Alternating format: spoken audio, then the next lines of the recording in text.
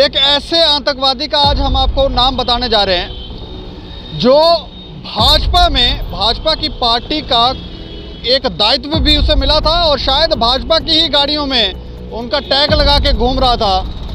और सिर्फ भाजपा पार्टी में ही नहीं बल्कि एज ए न्यूज़ रिपोर्टर भी वो एक पोर्टल के ऊपर कार्य कर रहा था। सत्य लिखेंगे,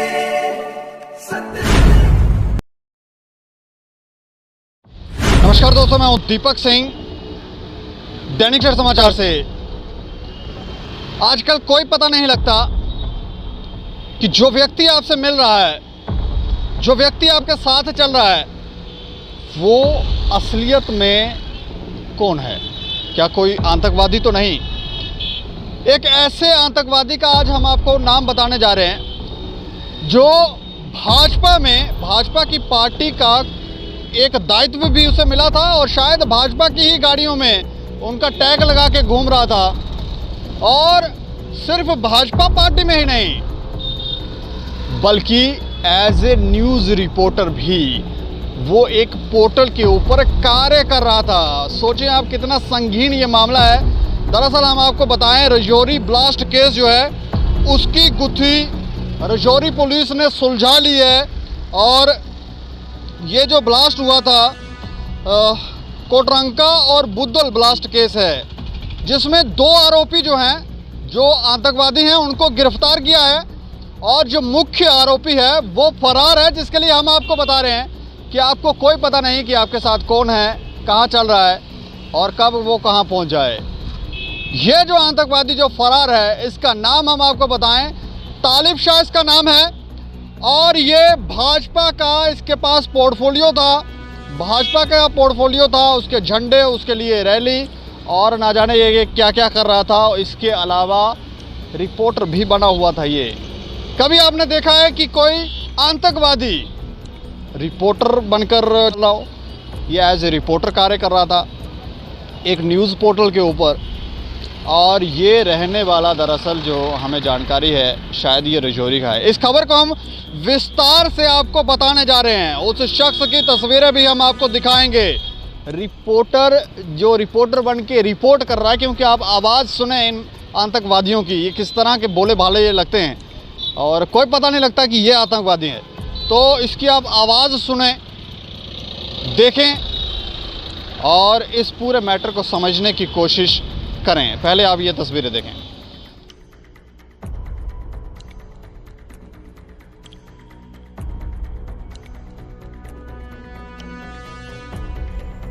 राजौरी विस्फोट मामले की गुत्थी को सुलझाते हुए पुलिस ने 2 आतंकवादियों को गिरफ्तार किया है।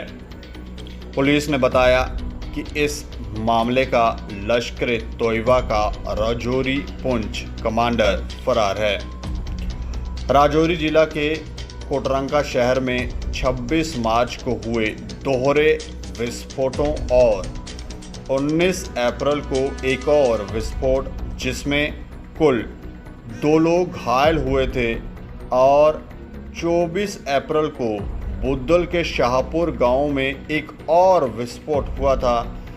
इसमें भी 2 और लोग घायल हुए थे।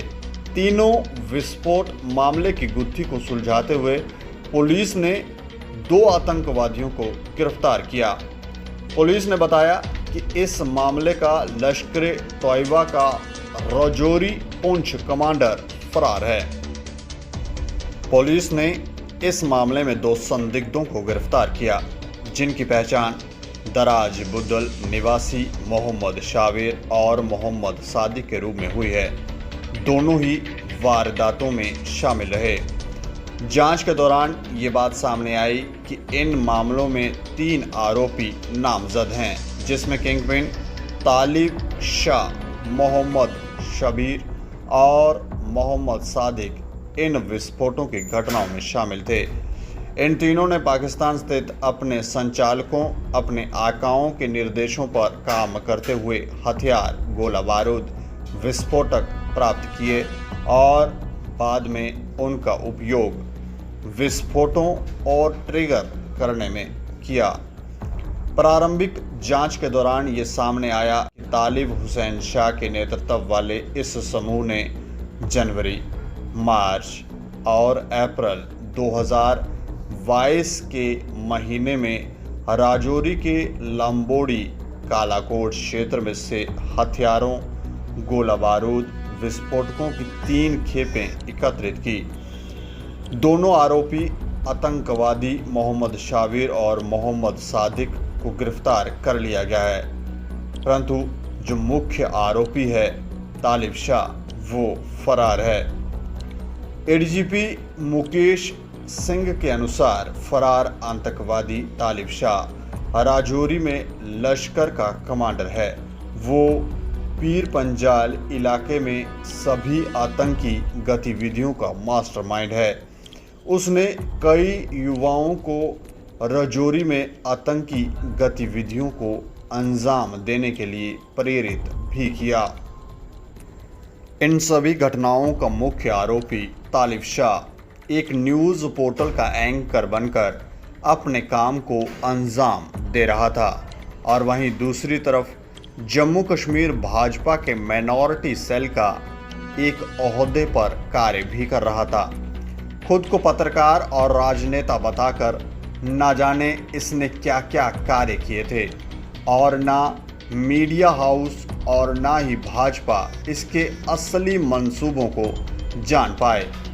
ज्ञात हुआ है कि इसके 2 भाई पहले भी आतंकवादी गतिविधियों में रहे थे, परंतु उसके बावजूद भी ये इन दोनों जगहों पर किस तरह से जुड़ गया और इसकी इंक्वायरी क्यों नहीं हुई, ये सोचने का विषय है। ये तो केवल एक मामला है, क्या इस तरह के कुछ और आतंकी भी महत्वपूर्ण स्थानों पर घुसे तो नहीं हैं? ये चिंता का विषय है। जम्मू कश्मीर में आतंकवादियों ने कई बड़ी बड़ी घटनाएं की हैं, जिनमें वो सिस्टम को चकमा देकर फर्जी दस्तावेजों का इस्तेमाल कर घटना के स्थान पर पहुंचते थे। क्या इस तरह के लोग अभी भी जम्मू कश्मीर में सक्रिय हैं? ऐसे लोगों का पकड़े जाना अति आवश्यक है। अब उस आतंकवादी की आप रिपोर्टिंग देखें, किस तरह से ये आतंकवादी एक न्यूज़ एंकर बनकर रिपोर्ट कर रहा है।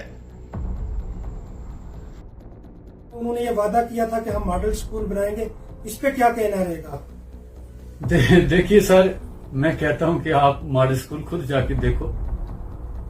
मॉडल स्कूल ऐसे बने हैं कि जो पानी है वो छत से टपक रहा है। आज की खास मुलाकात में हमारे साथ हैं अपनी party youth wing Jammu province के वाइस प्रेसिडेंट। धन्यवाद तालिब जी आपका। अगर बात करें हम एजुकेशन डिपार्टमेंट की, तो सोशल मीडिया के ऊपर आपने भी देखा होगा काफी समय से जो हमारे जो टीचर साहबान है, खासकर मैं सब डिवीजन कोट रंका की बात करूं अगर, तो कई जगहों के ऊपर अगर हमारे बच्चे 150 किसी स्कूल में है तो 5 टीचर है, अगर उनमें से 2 ही प्रेजेंट होते हैं, तो इसके ऊपर आपका क्या कहना रहेगा सर? तालिब शाह आज मैं मौजूद हूँ पंचायत द्रमण में।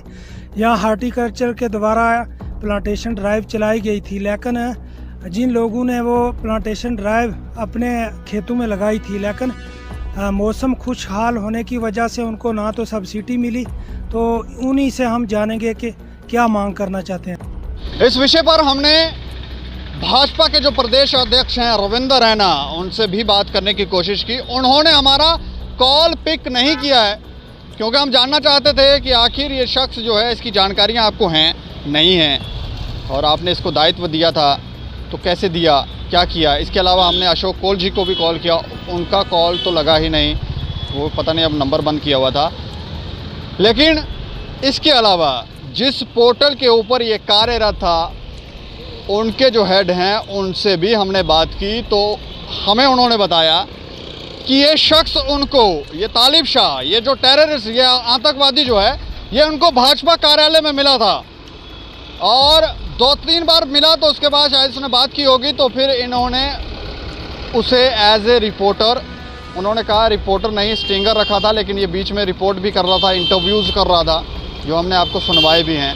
तो इन्हें इसे हायर कर लिया गया, इसके डॉक्यूमेंट्स जो हैं वो लिए गए और उसके बाद ये कार्य कर रहा था। लगभग इसने 1 साल काम किया जो उन्होंने बताया, और उन्होंने ये भी कहा कि पिछले 6-7 महीने से ये कार्यरत नहीं था, लेकिन जो पोस्ट इसकी जो इसने उस पोर्टल्स की अपने फेसबुक अकाउंट से शेयर की हैं, वो पोस्ट जो है वो 1 तारीख की है, यानी कि 1 जून की। लगभग 27-28 दिन वो पहले सक्रिय था।